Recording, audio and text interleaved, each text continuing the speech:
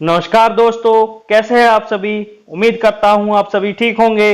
मैं आपका अपना दोस्त संजीव सिंह आज फिर अपनी क्लास लेकर आए हैं डेली जीके क्लास की क्वेश्चंस, जो कि हमने थाउजेंड्स क्वेश्चंस की एक सीरीज स्टार्ट कर रखी है। आने वाले सभी एग्जाम्स के लिए ये बहुत ही हेल्पफुल साबित होगी। चलिए दोस्तों, अब तक हम देख चुके हैं, अपने 200 प्रश्न पूरे कर चुके हैं। अब चलिए दोस्तों, आज के अपने प्रश्न संख्या 201 की तरफ चलते हैं। देखिए हमसे क्या पूछता है। Which of the following order of planet is correct as per distance the increasing order from the earth? निम्न में से कौन सा क्रम सही है पृथ्वी से बढ़ती हुई दूरी। देखिए क्या पूछ रहा है, पृथ्वी से बढ़ती हुई दूरी का क्रम बताइए। इनमें से चार ऑप्शन में से कौन सा क्रम सही है। आपके चार ऑप्शन है। ऑप्शन ए है मार्स, वीनस, मरकरी, जुपिटर, मतलब मंगल, शुक्र, बुध और बृहस्पति। ऑप्शन बी है वीनस, मार्स, मरकरी, जुपिटर, मतलब शुक्र, मंगल, बुध, बृहस्पति। ऑप्शन सी है वीनस, मरकरी, मार्स, जुपिटर, मतलब है इसका शुक्र, बुध, मंगल एवं बृहस्पति। ऑप्शन डी है आपका मार्स, वीनस, जुपिटर, मरकरी, मतलब है मंगल, शुक्र, बृहस्पति एवं बुध। दोस्तों इन चारों में से आपका सही उत्तर है ऑप्शन नंबर बी। देखिए आपसे कभी भी किसी भी फॉर्म में इस क्वेश्चन को पूछ सकता है। इसने आपसे वो सिंपल जो आपको एक याद होगा, वो वो है हमारी सूर्य से बढ़ती हुई दूरी का क्रम, जो आप सभी को याद होगा। उसके विषय में ये कुछ नहीं पूछ रहा है। अब ये पूछ रहा है पृथ्वी से बढ़ती हुई दूरी। ये क्रम आपको याद होना चाहिए। मैं आपको एक बार याद करा देता हूं। इसका क्रम है, सबसे पहले पृथ्वी के सबसे नजदीक वाला जो ग्रह बोला जाता है वो है वीनस। ठीक है, मतलब आपका ये हो गया शुक्र। वीनस के बाद बोला जाता है मंगल, मार्स। ठीक है, मार्स के बाद बोला जाता है आपका मरकरी, बुध। ठीक है, फिर बुध के बाद आपके होता है बृहस्पति। अगर इसने आपसे सूर्य को पूछ लिया, सूर्य कितनी दूरी पर है, तो बीच में चौथे स्थान पर यहाँ पे सूर्य आ जाएगा, सन। यदि वह सन नहीं पूछता है, अगर ग्रहों की संख्या में पूछता है, तो यहाँ आ जाएगा बृहस्पति, जुपिटर। ठीक है, फिर जुपिटर के बाद जितने भी आपके जो पहले वाले क्रम हैं, सूर्य से बढ़ती हुई दूरी सेम क्रम रहेगा। जुपिटर के बाद आ जाएगा शनि, सैचन, सैचन के बाद आ जाएगा यूरेनस, अरुण, अरुण के बाद आ जाएगा वरुण, नेपच्यून। ठीक है दोस्तों, ये क्रम प्लीज आप इस क्रम को अच्छी तरह याद कर लीजिए, क्योंकि इसमें ये तो इसने अभी इस खाली क्रम पूछ लिया है, परंतु इससे अगर आपसे वो पूछेगा तो पूछ लेगा बताइए पृथ्वी से बढ़ती हुई दूरी के क्रम में तीसरे स्थान पर क्या है, तो इसका उत्तर होगा मरकरी। आपसे पूछ लेगा पहले स्थान पर क्या है, तो उत्तर होगा शुक्र, वीनस। आपसे पूछ लेगा दूसरे स्थान पर क्या है, इसका उत्तर होगा आपका मार्स, मंगल। फिर कहेगा आपसे चौथे स्थान पर कौन सा ग्रह है, चौथे स्थान पर होगा बृहस्पति। ठीक है, जुपिटर। फिर पूछेगा पांचवें स्थान पर तो शनि, सैचन। छठे स्थान पर पूछेगा तो यूरेनस, अरुण, और सातवें स्थान पर तो नेपच्यून, वरुण। चलिए दोस्तों, ये प्रश्न यहीं खत्म होता है। अगले प्रश्न की ओर बढ़ते हैं। प्रश्न संख्या 202 क्या पूछता है ये हमसे। प्रश्न संख्या 202, where is the duration of day and night on earth are almost equal? बताइए कौन से स्थान पर, पृथ्वी के कौन से स्थान पर दिन और रात एक समान होते हैं। आपका ऑप्शन है, option A at the equator, equator पर, एट द पोल, ध्रुवों पर, on the line of Capricorn, मकर रेखा पर, या option number D on the Arctic line, Arctic रेखा पर। देखिए दोस्तों, इस प्रश्न का सही उत्तर है इक्वेटर। इक्वेटर एक ऐसी जगह है जो कि आपकी पृथ्वी को दो हिस्सों में, अलग अलग दो हिस्सों में बांटती है, बराबर दो हिस्सों में बांटती है। ये है उत्तरी गोलार्ध, ये है दक्षिणी गोलार्ध, यानी कि नॉर्दर्न हेमिस्फेयर और ये साउदर्न हेमिस्फेयर। इस ग्लोब से आपसे काफी प्रश्न पूछ रहा है ज्योग्राफी के अंदर। ठीक है, तो ये वाली जो रेखा है ये हमारी इक्वेटर है, और इसके एक जस्ट थोड़ी सी 23 डिग्री 27 टाइम रेडियन करके है। वो जो ऊपर वाली रेखा है ये कहलाती है कर्क रेखा, मतलब ट्रॉपिक ऑफ कैंसर। जबकि इससे सेम 23 डिग्री 27 पे एक जो नीचे साउदर्न हेमिस्फीयर में ये कहलाती है ट्रॉपिक ऑफ कैप्रिकॉन, मकर रेखा। तो इसने पूछा है कि बताइए इन सभी ऑप्शन में से कहां पर दिन और रात बराबर होते हैं। इसका सही उत्तर है ये जो इक्वेटर, बीच वाली जो लाइन है इसे इक्वेटर कहते हैं। यहां पर दिन और रात एक समान होते हैं। चलिए दोस्तों, अपने अगले प्रश्न की तरफ बढ़ते हैं। प्रश्न संख्या 203 इसने क्या पूछा है। विच of the following local winds is also called doctor winds? निम्न में से कौन सी हवाएं डॉक्टरी हवाएं कहलाती हैं? दोबारा प्रश्न को दोबारा सुनिए। निम्न में से कौन सी हवाएं, कौन सी स्थानीय हवाएं डॉक्टर विंड कहलाती हैं, मतलब डॉक्टरी हवाएं कहलाती हैं। देखिए दोस्तों, इस प्रश्न के चार ऑप्शन है। Option A harmattan, option B bora, option C mistral, option C chinook. दोस्तों इस प्रश्न का सही उत्तर है हरमेटन। हरमेटन ये वो हवाएं हैं, गर्म एवं शुष्क हवाएं हैं, जो कि हमारे साउथ अफ्रीका के अंदर चलती हैं। इन्हें डॉक्टर हवाएं भी कहते हैं वहां पर। चलिए दोस्तों अगले प्रश्न की ओर तो बढ़ते हैं। प्रश्न संख्या 204 क्या पूछता है? विच of the following place is located near the equator? निम्न में से कौन सा स्थान इक्वेटर के नजदीक है? निम्न में से कौन सा स्थान आपके इक्वेटर के पास स्थित है? आपके चार ऑप्शन है। Option A Kanyakumari, option B Rameswaram, option C Pamban, option D Pygmalion point. दोस्तों इस प्रश्न का सही उत्तर है option number D Pygmalion point. दोस्तों अगर आपने सही सुना हो, हमारे भारत के अंदर जो पूछा जाता है कि सबसे हाईएस्ट नॉर्दर्न पॉइंट कौन सा है, यानी कि उत्तरी भाग में सबसे टॉप पर कौन सा बिंदु है, जबकि हमारे भारत का सबसे दक्षिणी बिंदु कौन सा है। ये दो प्रश्न आपसे पूछे जाते हैं, उत्तरी बिंदु और एवं दक्षिणी बिंदु। ठीक है, तो इस प्रश्न का जो पिगमेलियन पॉइंट है ये हमारा सबसे दक्षिणी पॉइंट है, दक्षिणी बिंदु है, जो कि हमारे इक्वेटर के पास है। इसे हम इंदिरा पॉइंट भी के नाम से भी जानते हैं, आपने जरूर सुना होगा कभी। इसे हम इंदिरा पॉइंट के नाम से भी जानते हैं। ठीक है, वहीं हम अगर उत्तरी भाग में बात करें, नॉर्थ के अंदर बात करते हैं, तो वहां पर हमारा इंदिरा कॉल के नाम से, वहीं हमारा ये जो है इंदिरा कॉल के नाम से जम्मू के अंदर यह बिंदु स्थित है, जो कि हमारे उत्तरी भाग में है। ठीक है दोस्तों, चलिए अगले प्रश्न की ओर बढ़ते हैं। प्रश्न संख्या 205, क्वेश्चन नंबर 205 देखिए क्या पूछता है। इसने हमसे पूछा है in which state is the Mettur dam is located? बताइए निम्न में से कौन से राज्य में मैटूर बांध स्थित है? आपके चार ऑप्शन है। Option A Andhra Pradesh, option B Tamil Nadu, option C Karnataka, option D Maharashtra. दोस्तों इस प्रश्न का सही उत्तर है तमिलनाडु। जो हमारा मैटूर बांध है यह तमिलनाडु पर स्थित है, और तमिलनाडु में अगर ये पूछ ले कौन सी नदी पर स्थित है, तो ये हमारी कावेरी नदी पर स्थित है। ठीक है, यह हमारी कावेरी नदी पर स्थित है। कावेरी नदी से रिलेटेड एक प्रश्न और पूछ सकता है कि कावेरी नदी जो है वह किस दिशा में बहती है या कहां जाकर मिलती है? यह दोस्तों बंगाल की खाड़ी में, बे ऑफ बंगाल, BOB, बंगाल की खाड़ी में जाकर मिलती है। और इसका जो वो है उद्गम स्थान है वह है कर्नाटक। यह कर्नाटक से पैदा होती है और तमिलनाडु से होते हुए यह बंगाल की खाड़ी की तरफ गिरती है। तो यह एक प्रकार से पूर्वी दिशा में बहने वाली नदी है। चलिए दोस्तों अपने अगले प्रश्न की ओर बढ़ते हैं। अगला प्रश्न इसने हमसे क्या पूछा है? प्रश्न संख्या 206, which city will host the summer Olympic for year 2024? दोस्तों इस प्रश्न में पूछा गया है कि बताइए वर्ष 2024 में होने वाला ग्रीष्म ओलंपिक जो है कौन सा देश मेजबानी करने वाला है? वर्ष 2024 के ओलंपिकों की कौन सा देश मेजबानी करने वाला है? आपके चार ऑप्शन है। Los Angeles, option B Paris, option C Rome, option D Brazil. दोस्तों इस प्रश्न का सही उत्तर है ऑप्शन बी पेरिस। देखिए पेरिस जो है फ्रांस की राजधानी है। अब यहाँ पर फ्रांस का नाम आ गया तो इससे कुछ संबंधित डेटा बता देता हूँ। फ्रांस की राजधानी पेरिस, कैपिटल आपको पता लग गई। आपकी करेंसी पूछेगा तो करेंसी है इसकी यूरो, और एक यहाँ पर फ्रैंक नाम की भी करेंसी चलती है, परंतु इंटरनेशनल लेवल पे इसमें हम यूरो का ही इस्तेमाल करते हैं। ठीक है, यहाँ फ्रैंक नाम की भी चलती है परंतु यूरो का ही इस्तेमाल किया जाता है। चलिए दोस्तों अपने अगले प्रश्न की ओर बढ़ते हैं। प्रश्न संख्या 207 ये हमसे क्या पूछता है? The free thinkers prayer book and some words to live by is written by. यह किसी एक किताब का नाम है। द किताब जो है the free thinkers prayer book and some words to live by. दोस्तों इस शब्दों का कोई हिंदी नहीं है, इसलिए किताब का ही नाम है। ये एज इट इज यही नाम पूछा जाएगा आपको प्रश्न में हिंदी में भी।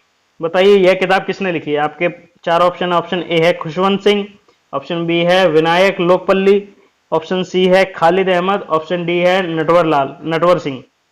दोस्तों इस प्रश्न का सही उत्तर है खुशवंत सिंह। खुशवंत सिंह जी हमारे इंडिया के बहुत पुराने और एवं फेमस राइटर हैं, जो कि बहुत सारे आर्टिकल्स वगैरह और बहुत सारी किताबें भी लिखी हैं इन्होंने। चलिए दोस्तों अपने अगले प्रश्न की ओर बढ़ते हैं। प्रश्न संख्या 208 क्या पूछता है? In question number 208, what he asking? Who among the following has agreed to return a 2000 years old Buddha idol to India? बताइए निम्न में से किसने भारत को महात्मा बुद्ध की 2000 वर्ष पुरानी मूर्ति लौटाने का वापस करने का फैसला किया है? या कौन सा देश है, या इनमें से चारों ऑप्शन में से कौन है जिसने हमें 2000 वर्ष पुरानी महात्मा बुद्ध की मूर्ति को लौटाने के लिए राजी हुआ है? ऑप्शन ए है national museum of Korea, Korea का राष्ट्रीय म्यूजियम। ऑप्शन बी है national gallery of art Washington. Option C है Australian art gallery. Option D है ब्रिटिश म्यूजियम। दोस्तों इस प्रश्न का सही उत्तर है ऑस्ट्रेलियन आर्ट गैलरी। दोस्तों इस ऑस्ट्रेलियन आर्ट गैलरी में ही महात्मा बुद्ध की यह मूर्ति उपस्थित है। चलिए अपने अगले प्रश्न की ओर बढ़ते हैं। प्रश्न संख्या 209, ये क्या पूछता है हमसे?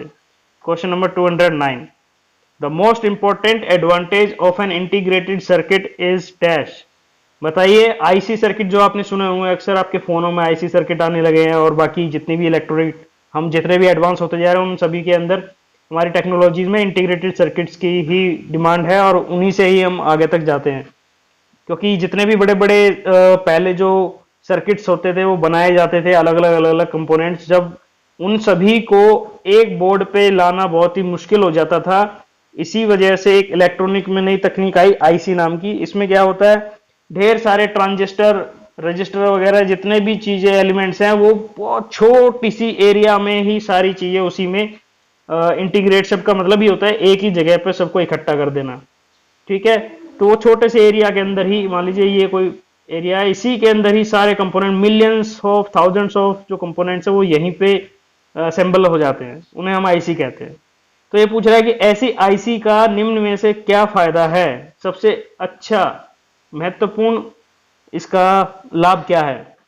आपके चार ऑप्शन है। Option a easy replacement of in case of circuit failure, ये कह रहा है कि यदि हमारे सर्किट में कोई एलिमेंट खराब होता है तो क्या हम उसे बदल सकते हैं। ऑप्शन बी है एक्सट्रीमली हाई रिलायबिलिटी, क्या यह बहुत ही एकदम भरोसेमंद है। ऑप्शन सी है रिड्यूस कॉस्ट। ऑप्शन डी है लो पावर कंजप्शन। दोस्तों इस प्रश्न का बता देता हूं, तीन ऑप्शन गलत हैं, एक ऑप्शन ही सही है केवल। इस प्रश्न का सही उत्तर है एक्सट्रीमली हाई रिलायबिलिटी। देखिए ये जो टेक्निक है ये थोड़ी क्या है, महंगी है, औरों के मुकाबले थोड़ी महंगी पड़ती है, परंतु मतलब ये ऑप्शन तो गलत हो गया, ये थोड़ी महंगी है। ठीक है, सॉरी ये तीसरा ऑप्शन तो गलत हो गया क्योंकि ये महंगी है। ठीक है पहले से, और इसकी पावर कंजप्शन खैर कम ही है, परंतु ये इतना महत्वपूर्ण लाभ नहीं है जितना कि यह है कि ये लोग इसका इस्तेमाल सबसे ज्यादा इसलिए करते हैं क्योंकि ये भरोसेमंद है। ठीक है, और ऑप्शन ए जो है ये कह रहा है कि यदि इसमें कोई एक कंपोनेंट खराब हो जाए तो क्या उसे बदलने में आसानी होगी? नहीं, अगर इसके अंदर आपका कोई एक भी एलिमेंट खराब होता है तो आपको पूरी पूरी आईसी बदलनी पड़ेगी। ये थोड़ा सा इसका नुकसान है, क्योंकि एक बार कोई कंपोनेंट इसका उड़ गया, चला गया, तो आपको पूरी आईसी चेंज करनी पड़ेगी। ये थोड़ी सी कॉस्टली पड़ती है, ये इसका नुकसान है। चलिए दोस्तों अपने अगले प्रश्न की ओर बढ़ते हैं। प्रश्न संख्या 210, क्वेश्चन नंबर 210, क्या पूछा है इसने हमसे? ये पूछता है what are the component of CPU in computer. Computer के अंदर एक सीपीयू नाम की चीज होती है जो कि दिमाग भी कहलाती है कंप्यूटर का, जिसकी फुल फॉर्म आपसे पूछ सकता है सेंट्रल प्रोसेसिंग यूनिट। ठीक है, इसके चार ऑप्शन हैं, इनपुट, आउटपुट एंड प्रोसेसिंग, मतलब इनपुट यूनिट्स होती हैं इसमें, आउटपुट यूनिट होती है और प्रोसेसिंग यूनिट होती है। ऑप्शन बी है control unit, primary and secondary memory, मतलब है इसके अंदर एक कंट्रोल यूनिट होती है, प्राइमरी और सेकेंडरी, प्राथमिक एवं द्वितीय मेमोरी होती है इसमें। ऑप्शन सी है कंट्रोल यूनिट होता है, अर्थमेटिक यूनिट होता है या रजिस्टर होता है। और ऑप्शन डी है नन ऑफ दीज, इनमें से कोई नहीं। दोस्तों इस प्रश्न का सही उत्तर है आपका ऑप्शन नंबर बी। इसके अंदर कंट्रोल यूनिट होता ही होता है और इसके अंदर प्राइमरी और सेकेंडरी मेमोरी दोनों होती है। चलिए दोस्तों अपने अगले प्रश्न की ओर बढ़ते हैं। प्रश्न संख्या 211, क्वेश्चन नंबर 211 क्या पूछता है? How many hydrogen atoms are present in chloropropane. दोस्तों ये आपसे केमिस्ट्री में आपको ये पढ़ने ही पड़ेंगे, आपको बेसिक्स तो पढ़ने ही पड़ेंगे कि बताइए क्लोरोप्रोपेन का आपको फॉर्मूला पता होगा। जिस बच्चे को इसका फॉर्मूला पता होगा वो आराम से बता देगा कि इसके अंदर हाइड्रोजन के कितने परमाणु हैं, और जिसे नहीं पता होगा वो नहीं बता पाएगा। इसलिए आपको फॉर्मूलाज तो रटने पड़ेंगे, याद करने पड़ेंगे। तो मैं इसका आप चार ऑप्शन है। ऑप्शन ए है 5, ऑप्शन बी है 7, ऑप्शन सी है 9, ऑप्शन डी है 3। दोस्तों इस प्रश्न का सही उत्तर है ऑप्शन बी 7। अब कैसे? क्लोरोप्रोपेन का जो फॉर्मूला होता है वो होता है C3H7 Cl, ठीक है। Chloropropane C3H7Cl। इस फॉर्मूले को याद रखिए या तो इसका स्क्रीनशॉट ले लीजिए, क्योंकि हो सकता है आपको कभी सेम क्वेश्चन दोबारा रिपीट हो जाए। तो इसके अंदर हाइड्रोजन के देखिए कितने हैं, 7 परमाणु हैं इसके अंदर। चलिए अपने अगले प्रश्न की ओर बढ़ते हैं। प्रश्न संख्या 212, क्वेश्चन नंबर 212। देखिए क्या पूछता है। To neutralize to acidic soil is dash is use. बताइए यदि किसी मृदा मट्टी में अत्यधिक अम्लीय यदि किसी मिट्टी में अत्यधिक अम्लीय गुण हैं तो वह न्यूट्रलाइज कैसे होगी, मतलब उसे न्यूट्रलाइज कैसे किया जाएगा। आपके 4 ऑप्शन है। ऑप्शन ए क्विक लाइम, बिना बुझा हुआ चूना। आपका बी स्लेग लाइम, बुझा हुआ चूना। ऑप्शन सी बोथ लाइम्स, मतलब क्विक लाइम और स्लेग लाइम, बुझा हुआ और बिना बुझा हुआ दोनों चूने का इस्तेमाल करेंगे। या ऑप्शन डी इनमें से किसी का इस्तेमाल नहीं करेंगे। देखिए दोस्तों, यदि हमें कोई भी चीज न्यूट्रलाइज करनी है तो पहले देखते हैं वह चीज किस चीज की ज्यादा मात्रा है उसके अंदर। मट्टी है, मट्टी के अंदर क्या बोला है उसने, टू एसिडिक, यानी कि बहुत ही ज्यादा अम्लीय है। यदि वह अम्लीय है तो उसे न्यूट्रलाइज करने के लिए हमें उसके अंदर क्षार मिलाना पड़ेगा। क्षार मतलब बेस, बेस का एडिशन करना पड़ेगा। अब इनमें से क्या है, लाइम। लाइम एक प्रकार का चूना है। चूना क्या होता है, चूना आपका एक प्रकार का बेस होता है, मतलब क्षारीय होता है उसका नेचर। तो क्षार और अम्ल मिलते हैं तो वह एक दूसरे को न्यूट्रलाइज करते हैं। परंतु अब इन दोनों में क्या अंतर है, इन दोनों में जी ये होता है क्विक लाइम का मतलब है बिल्कुल सूखा बिना बुझा हुआ चूना, आपने चूना पत्थर देखा हो तो। और वहीं आपसे ये स्लेग लाइम, स्लेग लाइम का मतलब होता है उस चूने को पानी में डाल दिया जाए, पानी में डालकर उसका घोल बना दिया जाए, ये बन जाता है आपका स्लेग लाइम। आपसे इसके अंदर प्रश्न ये भी पूछ सकता है कि बताइए क्विक लाइम का फॉर्मूला क्या है। अभी पीछे पूछा भी गया है। क्विक लाइम का फॉर्मूला होता है CaO, कैल्शियम ऑक्साइड। वहीं आपसे बुझे हुए चूने का पूछ सकता है स्लेग लाइम, तो ये होता है कैल्शियम हाइड्रोक्साइड, ठीक है।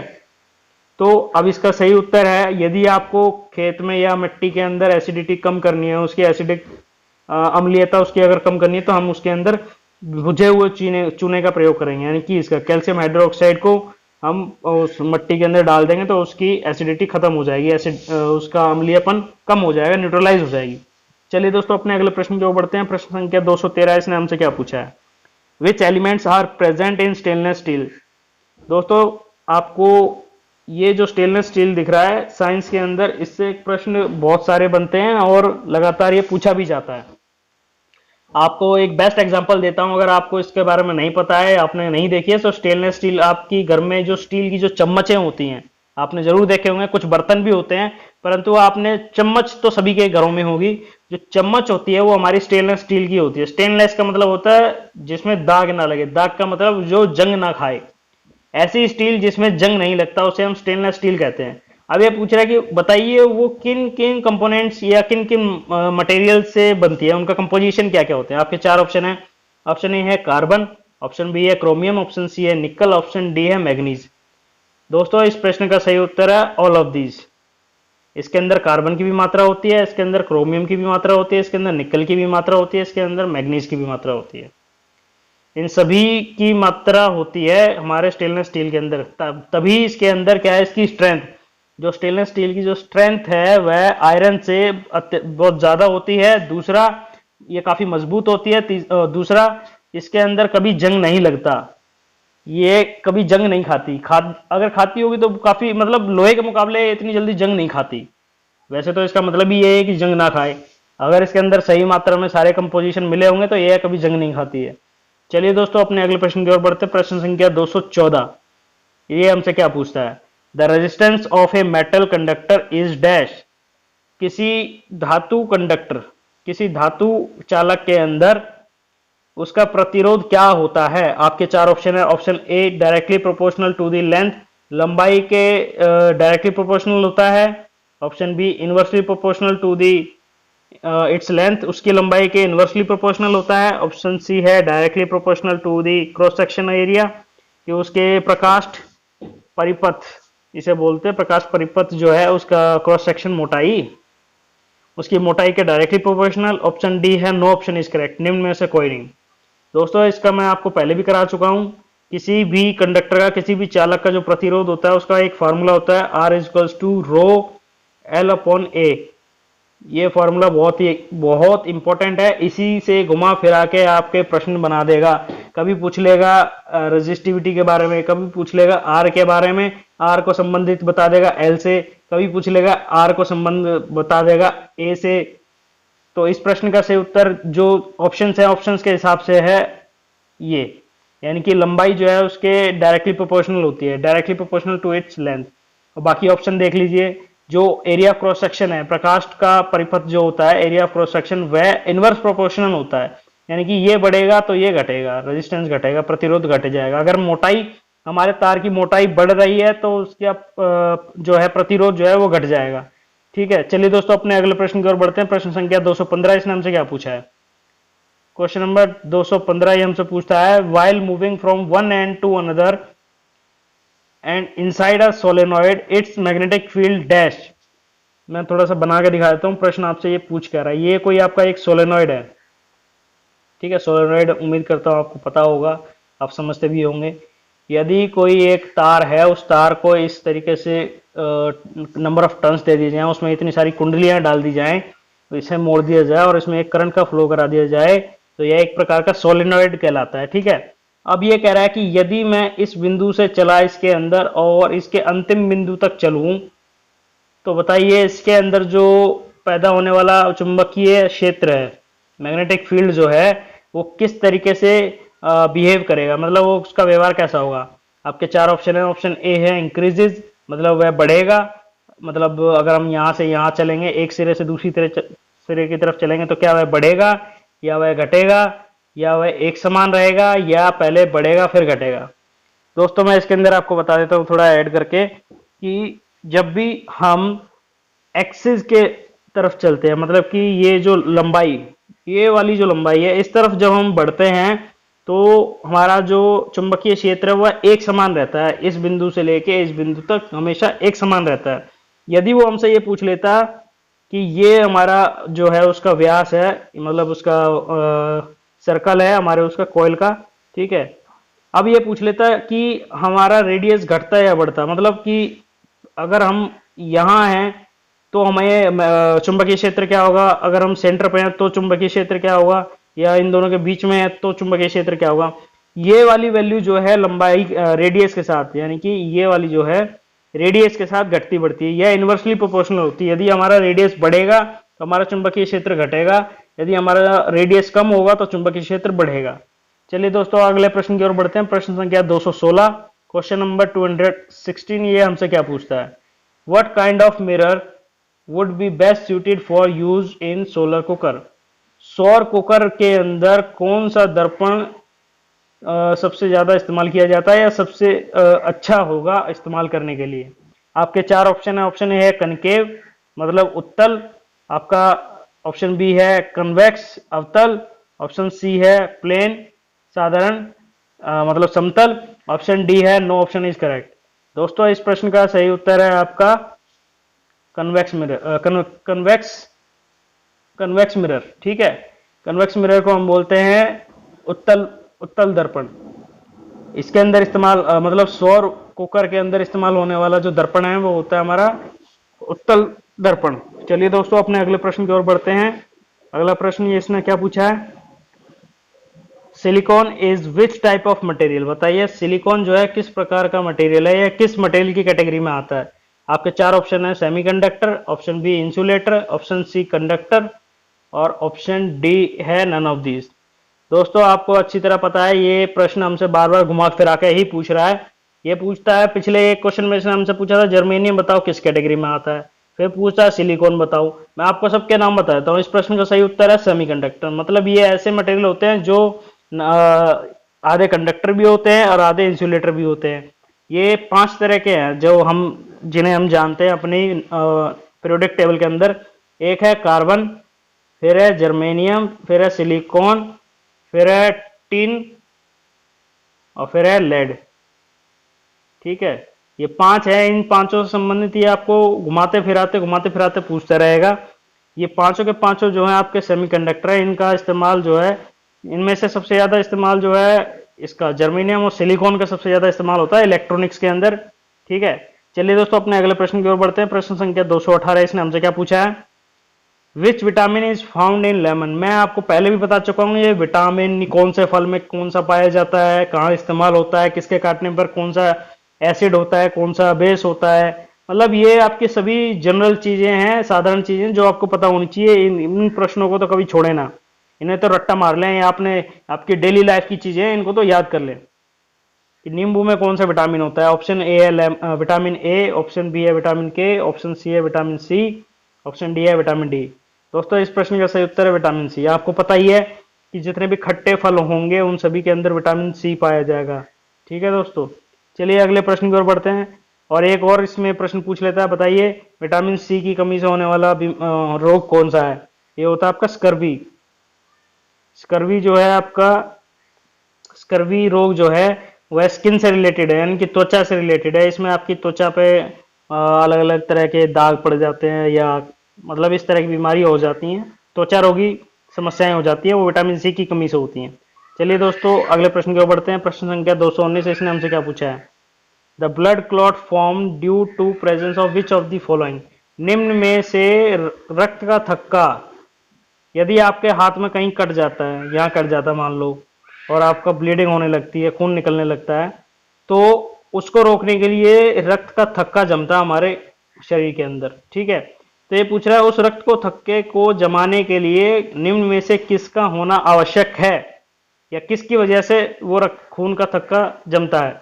चार ऑप्शन है आपके। Option A red blood cell, लाल रक्त कणिका, ऑप्शन बी है व्हाइट ब्लड सेल, श्वेत रक्त कणिका, ऑप्शन सी है होमोग्लोबिन, होमोग्लोबिन को तो यही कहते हैं, और ऑप्शन डी है प्लेटलेट, इसको भी प्लेटलेट ही कहते हैं।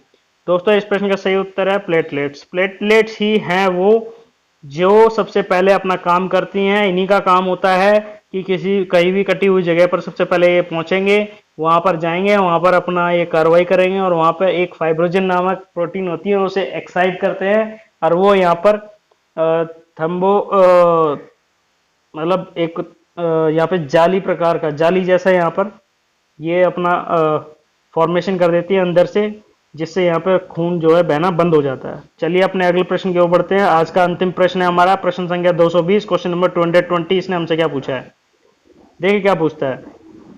By which part Bryophyllum can reproduce, निम्न में से बताइए कौन ब्रायोफाइलम का कौन सा हिस्सा है। दोबारा सुनिए, ब्रायोफाइलम एक प्रकार की पेड़ पौधों की प्रजाति है। यह प्रजाति बताइए पुनर्जीवित या बोल सकते हैं कि दोबारा बच्चे पैदा कैसे करते हैं। बच्चे मतलब अपनी आने वाली पीढ़ी का जन्म किस प्रकार से कर लेती है, बताइए। ब्रायोफाइलम जो है पुनर्जीवित कह सकते हैं या पुनर्जन्म कह सकते हैं, कि दोबारा से जन्म कैसे दे सकते हैं ये अपने आने वाली पीढ़ी को। ऑप्शन ए है स्टेम, तना, ऑप्शन बी है लीव्स, पत्तियां, ऑप्शन सी है रूट्स, जड़ें, या ऑप्शन डी है फ्लावर्स। दोस्तों इस प्रश्न का सही उत्तर है ऑप्शन बी लीव्स। ये पत्तियों के जरिए अपने दूसरे ब्रायोफाइलम्स को जन्म दे सकती हैं। दोस्तों उम्मीद करता हूं यह अभी हमारा आज का अंतिम प्रश्न था। उम्मीद करता हूं आप सभी को यह सीरीज क्लास बहुत अच्छी लगी होगी। अगर आपको सभी को यह बहुत अच्छी लगी है तो प्लीज़ इसे लाइक कीजिए।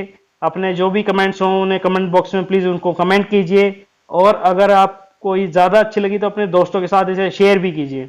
यदि आप हमारे चैनल पर पहली बार आए हैं तो प्लीज़ हमारे चैनल को सब्सक्राइब कीजिए, और साथ में दिख रही होगी आपको एक बेल आइकन, उसे भी दबाएं ताकि आपको इसी प्रकार की नई नई क्लासेस की रेगुलर रोजाना आपको नई नई नोटिफिकेशंस मिलती रहें। सो आप सभी लोगों का बहुत बहुत धन्यवाद। Thank you.